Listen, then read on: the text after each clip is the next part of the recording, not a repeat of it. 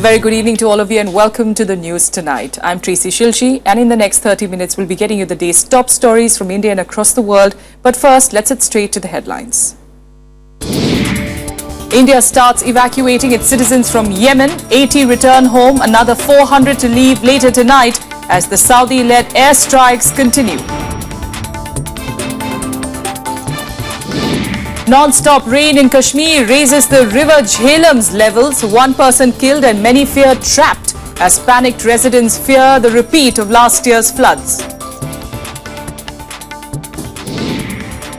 Election Commission seeks strong law against use of black money during elections, says it has created imbalance in India's democratic system. President Pranab Mukherjee confers the Bharat Ratna on Pandit Madan Mohan Malviya, also honours many personalities with the Padma Awards. And the Sensex snaps an 8-session losing streak, surges over 500 points.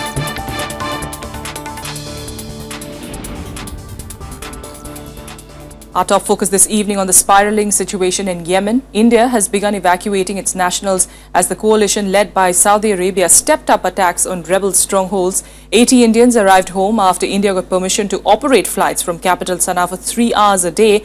At least 400 more are to be evacuated later tonight. 2 passenger ships as well have been deployed for the mission and planes have been kept on standby. The escalation of the Yemen crisis has raised concerns in India. With about 3,500 Indians currently stranded in the conflict-riddled country, the government is making all efforts to evacuate them safely. 2 passenger ships left for the Djibouti port from Kochi on Monday morning. The vessels MV Karavati and MV Corals can accommodate up to 1,200 people. It will take at least 5 to 7 days for the ships to reach the port. Meanwhile, some 80 Keralites working in Yemen arrived at the Kochi International Airport on Monday. Recalling the situation in Yemen, they said hundreds of their countrymen were living in fear in Yemen. ഇനി നമുക്ക് ഇനി ചെയ്യാനുള്ള കാര്യം എന്ന് വെച്ചാൽ ബാക്കിയുള്ള ആൾക്കാരെ എങ്ങനെയെങ്കിലും രക്ഷപ്പെടുത്തിയെടുക്കണം.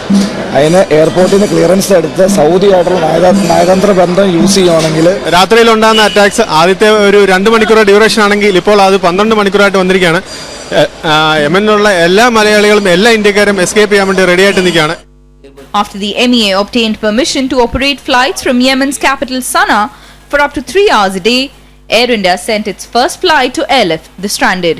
Approximately 4,000 Indian nationals remain in the conflict zone in Yemen. As a government, we've launched a national endeavor to ensure their safe return back to India. Tomorrow morning, the Minister of State for External Affairs, General V.K. Singh, will be flying to Djibouti to oversee the operations from there.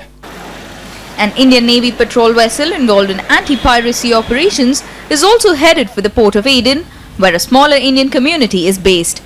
The government has dismissed criticism that New Delhi was slow to react to the deteriorating situation in Yemen. They say the External Affairs Ministry had issued 3 advisories urging Indian nationals to leave the country, the first on January 21st. The ministry has also set up a 24-hour control room to monitor the situation in the country. Bureau Report, Rajya TV. To take us forward really on what is the Yemen crisis and the way it's unfolding and what does it mean for, the global community in general, we've got Anand K. Sahai, who's the coordinating editor of the Asian Age, joining us in studio this evening. Anand, thanks so much for joining us. First of all, let's just talk about the Indian evacuation at this stage. Still, lots more people to come in, 3,500 of them still stranded in various parts of Yemen. We understand the last, such evacuation that we saw was perhaps Libya, Syria as well. Well, Tracy, let me say this.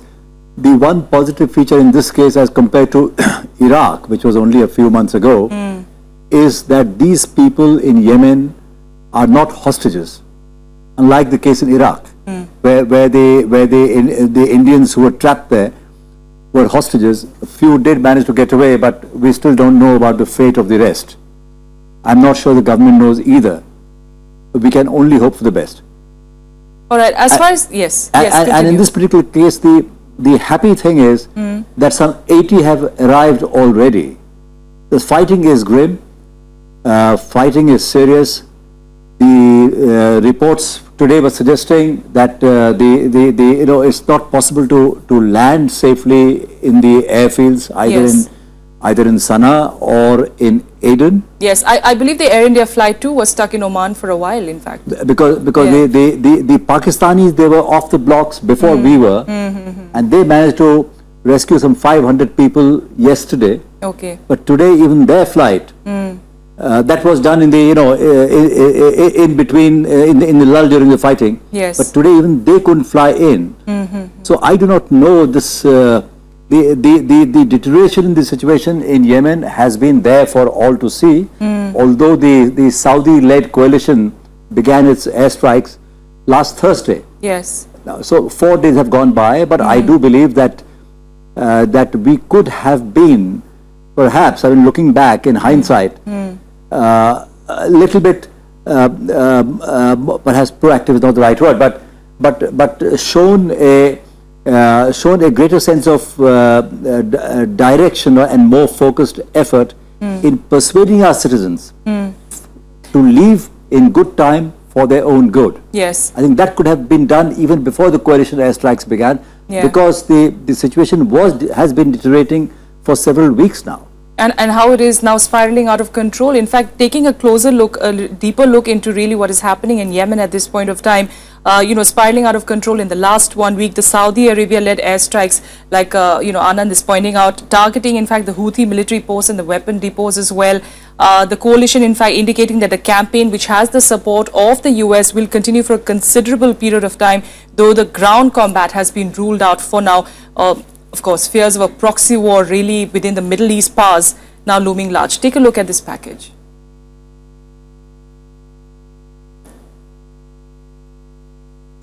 Signs of a country in chaos. Airstrikes carried out by a coalition led by Saudi Arabia in Yemen's capital, Sana'a. Clashes between rebels and fighters loyal to President Mansour Hadi in downtown Aden. Cities without bomb shelters or safe havens for residents to run to. Empty streets. Diplomats leaving in droves, and worst of all, indications that this is not going to end anytime soon. There is just cross-boarding artillery operation against some target in the Yemeni northern border. We are using the Apache to attack some concentration of force for the militias, but there is no, let's say, major land operation in the schedule actually. We haven't made the decision to send ground troops in so far. So far it's been an air campaign, and we have a plan in motion and we're executing this plan. Earlier on Monday, leaders agreed to form a multinational Arab military force to fight the Houthis. The coalition includes majority Sunni nations including Saudi Arabia, UAE, Kuwait, Bahrain, Qatar, Jordan, Morocco, Egypt and Sudan. However, Iran has denounced the Saudi-led armed intervention. فيما يتعلق كيف سوف تستخدم هذه القوة، هذه مرحلة لم نصل إليها، لكن لا نستطيع أن نسبق الحوادث ونقول القوة يعني تقوم بهذا أو بذاك. Meanwhile, countries are scrambling to get their nationals out of the war zone. Pakistan evacuated about 500 of its nationals on Sunday during a brief pause in airstrikes. A Chinese vessel is also docked in the port of Aden to transport Chinese diplomats. This after Saudi Arabia evacuated dozens of diplomats and the United Nations pulled out international staff from Sana'a. Bureau Report, Rajya Sabha TV. Anand K. Sahai of Asian Age still here with us in the studio. Anand, looking at how the situation is spiraling out of control there, it's going to be extremely crucial really to secure that strait, the all-crucial strait of Al-Mandab, because that's really the passage that, Egypt and Saudi Arabia especially need to take a look at. Tracy, that's absolutely right. But before, of course, we must do that, but we also have to ensure that the Indian nationals who are still trapped there, or who are still there, not necessarily trapped at this stage, but they might well get trapped, in case, the ground invasion begins sometime soon. The meeting of the League of Arab States in Sharm el-Sheikh they don't hold out any prospect of an early let-up in the fighting. And that the indications are that ground attacks could also commence, and that's not going to be bad. That's not going to be good for foreign nationals who are in that country. So the point would be to somehow find, since the airfields are likely to be not available, the point would be how to get these people, how to organize them and get them to safety through the sea route, to get them across to the sea. That itself may pose some kind of logistics difficulty. I do not know, what arrangements on the ground are being made by our diplomatic personnel who are handling the whole thing. I can't shake off this nagging feeling that perhaps we left it a bit too late.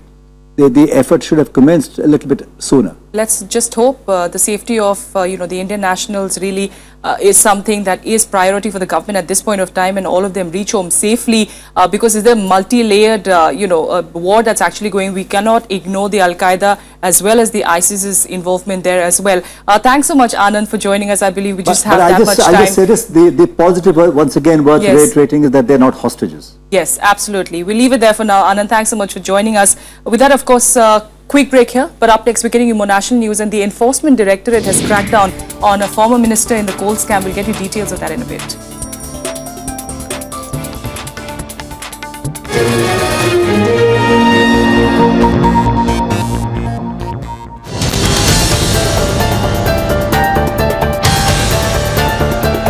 Special report के इस अंक में हम आपको ला रहे हैं जाफना में।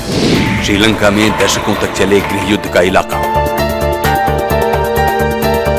अब कैसे हैं हालात, देखिए हमारी स्पेशल रिपोर्ट। जाफना अपनी एक नई पहचान बना रहा है। नए जाफना की नई कहानी सिर्फ राज्यसभा टीवी पर।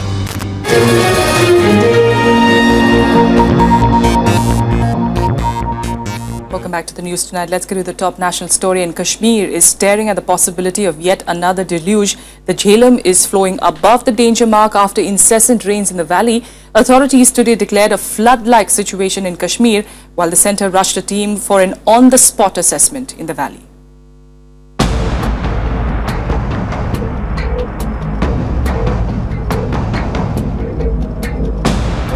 Seven months after the widespread destruction caused by unprecedented rains, Kashmir residents are once again staring at the prospect of a similar calamity. Heavy unseasonal rains are breaching embankments, flooding rivers and drowning low-lying areas. Hundreds have been evacuated and moved to safer places. Civil administration, along with the army and the police, have launched rescue efforts to completely evacuate areas along the rivers and lakes. 2 NDRF teams comprising 100 personnel have been rushed to the valley as part of contingency measures. We have dispatched 2 NDRF teams comprising almost 95 people with all sophisticated equipments. They are carrying boats, they are carrying diving sets, they are carrying life jackets and life buoys. They are also carrying satellite phones with them, so that if the communication breaks down, they will be able to establish contacts with each other. There has been some areas where the water logging has taken place. Our first and foremost task would be to evacuate those people, if at all they need to be evacuated, and to rescue those people who are trapped either in the structures or in the inundated water. State Chief Minister Mufti Muhammad Saeed, who took stock of the situation, asked the army to provide logistical support to the civil administration to effectively counter the flood situation. Panic तो होना चाहिए, पिछले दफा जब हुआ इनको warning नहीं, आज हमने उनको, मेरे ख्याल में सिचुएशन खुदा के फजल से ठीक हो जाएगी, मेरी उम्मीद वही है।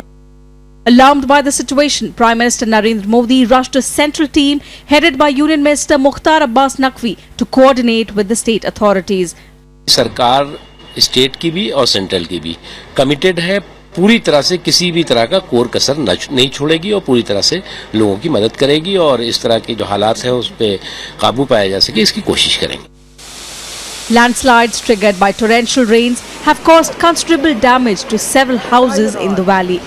The crucial Jammu-Srinagar highway has also been blocked after large stretches of the road got damaged. With the Met Department predicting more rains in the next 2 days, the situation in the valley could only worsen. Bureau Report, Rajya Sabha TV. Meanwhile, the two biggest parties of the country fighting over the land bill. Union Transport Minister Nitin Gadkari, the man assigned by the Prime Minister to create a consensus on the contentious bill, has replied to Congress President Sonia Gandhi's letter. In it, he accuses the Congress of driving farmers to suicide with its policies. In reply, the Congress has accused the BJP government of being anti-farmer and anti-poor. The war of words between Union Transport Minister Nitin Gadkari and Congress President Sonia Gandhi got more intense on Monday. In a strongly worded letter, Gadkari hit back at the Congress President, accusing her of misleading the country on the land acquisition bill. Gadkari alleged that it was due to UPA's policies that farmers were forced to commit suicide.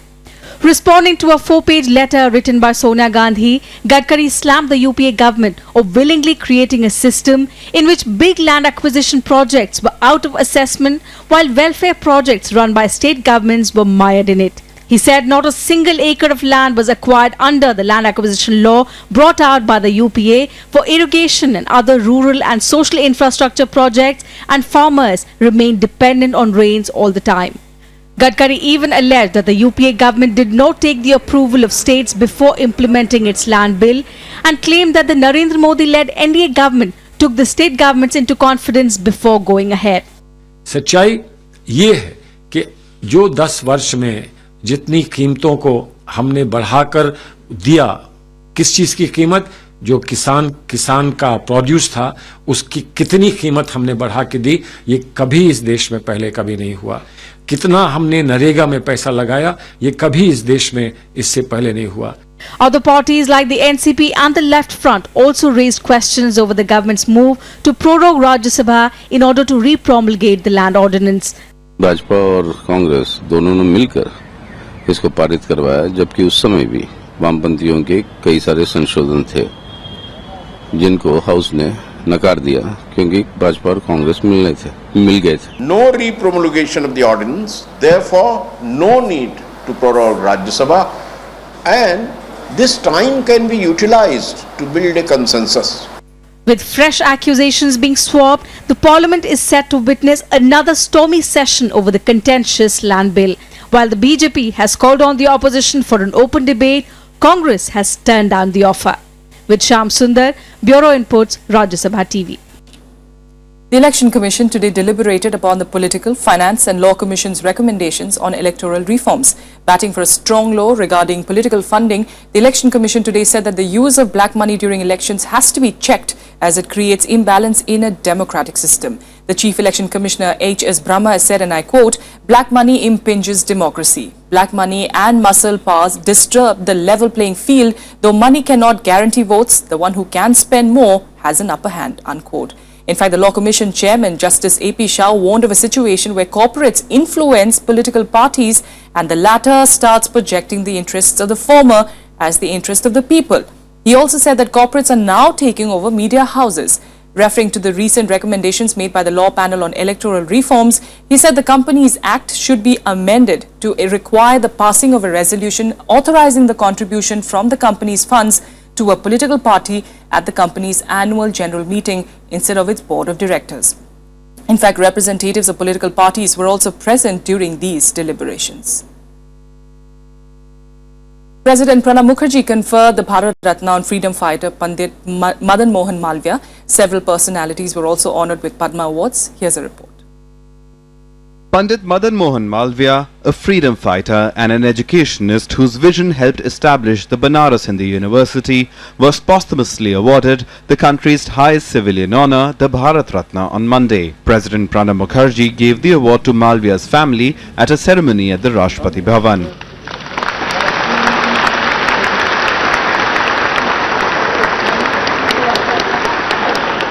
हमारे पूरे परिवार को इस सम्मान से बहुत बहुत ज़्यादा खुशी हुई है. मैं यही चाहूँगा कि हमारी आने वाली जनरेशन ये देखे कि ऐसा भी व्यक्ति है जिसने जिंदगी भर त्याग किया और उसके मरणोपरांत आज उसको इतना बड़ा आदर सत्कार, मोदी जी ने उनको आदर सत्कार दिया है. The President also conferred the Padma Awards to a host of other personalities. The country's second highest civilian award, the Padma Vibhushan, was given to senior BJP leader Lal Krishna Advani and Shiromani Akali Dal leader Prakash Singh Badal. To take cognizance of whatever I have been able to do in public life, that they have decided to give me the Padma Vibhushan. I feel overwhelmed by it. The Padma Bhushan was awarded to lawyer Harish Salve and journalists Swapan Das Gupta and Rajat Sharma. Padma Shri awardees include film director Sanjay Leela Bhansali, writer-lyricist Prasoon Joshi, physician Dr. Randeep Guleria, creator of popular cartoon character Chacha Chaudhary, Pran Kumar Sharma, who got the award posthumously, shuttler P.V. Sindhu, hockey star Sardar Singh, and amputee Everest climber Arunima Sinha. On Friday, President Pranab Mukherjee had presented the Bharat Ratna to former Prime Minister Atal Bihari Vajpayee at the latter's residence in New Delhi. Bureau Report, Rajya Sabha TV. In other news, the Sensex closed on Monday with healthy gains, ending 522 points up to snap an 8-week session losing streak. The wider 50-script Nifty of the National Stock Exchange also gained substantially during the day's trade to close at 8,502 points. Sensex in fact touched a high of 27,990 points and a low of 27,624 points in the day's trade. However, most technical analysts are not reading too much into the upwards movement, seeing it instead as a technical pullback rally. The Enforcement Directorate today attached assets worth 2 crore rupees of former Union Minister Dasari Narayan Rao. According to reports, the attached assets include 50 lakhs in cash, some immovable properties in Telangana and luxury cars, all belonging to the former minister. News reports also suggest that Naveen Jindal's Jindal Steel and Power Limited had transferred 2 crore rupees to Rao's company Saubhagya Media Limited in lieu of favours from him. And let's get you more updates from across the country now in Nationwide. Maharashtra Water Resources Minister Girish Mahajan courted controversy when he attended a school function with a revolver tucked in his waist. The incident happened on Sunday when Mahajan was addressing differently abled children in Maharashtra's Jalgaon district. A photograph of him with a gun was creating a furor, with the opposition demanding action against him. On being asked about the gun, he said that it was for self-defense. The Uttar Pradesh government has cancelled the Provisional Civil Services Preliminary Examination after the question paper was leaked on WhatsApp messaging service. The Special Task Force has arrested 3 people in connection with this leak. Chief Minister Akhilesh Yadav summoned the chairman of the UPPSC, after which the action was taken. Rail and road traffic was disrupted in Bihar today during a 24-hour bandh called by the Akhil Bharati Vidyarthi Parishad. At several places, shops were forcibly closed and vehicles were damaged. The bandh was called to protest police lathi charge and firing during ABVP's Vidhan Sabha march on the 26th of March, in which several ABVP members were injured. And now let's get you some international news and updates in Global Buzz. French officials today said that they isolated the DNA of 78 victims of the Germanwings plane crash. Officials have still not confirmed if they have identified the body parts of co-pilot Andreas Lubitz. Recovery teams have also reached the mountainside on the Alps foothills so far, even as the search continues for a flight data recorder. Suspected Islamist hacked a blogger to death in Bangladesh's capital Dhaka. Witnesses say 3 people attacked Washikur Rahman Mishu. 2 suspects were arrested from near the murder scene at Tejgaon. A manhunt was launched for the 3rd accused. Mishu is the 3rd blogger to be killed by suspected Islamists in the past 2 years. Former Israeli Prime Minister Ehud Olmert was found guilty in yet another corruption scandal. The Jerusalem court reversed the 2012 acquittal in the case of accepting illegal payments from a US businessman. Olmert was found guilty of fraud and breach of trust after a retrial. He denied any wrongdoing in both cases, and his lawyers say they want to appeal the ruling. Archaeologists in Israel have unearthed ancient Egyptian beer vessels in Tel Aviv. The ceramic vessels, crafted in an Egyptian method, would have held a thick, partially baked barley and water mixture left to ferment in the sun. The discovery suggested that Egyptians settled further north than previously known. And now let's get you all the action from the world of sports in Sports Beat. For the first time since 1996, Tiger Woods is not among the top 100 golfers in world rankings. Woods, who has not played since he withdrew from the Farmers Insurance Open on the 6th of February, is down to the 104th spot. The last time he was out of the top 100 was on the 29th of September in 1996, when he was at 225. World number 3 Rafael Nadal crashed out of the Miami Open in the third round. Nadal lost to fellow Spaniard Fernando Verdasco 6-4, 2-6, 6-3, who is ranked 34th in the world. Verdasco now has won his last 2 matches against Nadal, with their previous 13 meetings going the 14-time Grand Slam winner's way. Jimmy Walker became the first multiple winner on the PGA Tour this season by claiming a 4-stroke victory over Jordan Spieth in the Texas Open at TPC San Antonio. Walker began the day with a 4-shot lead.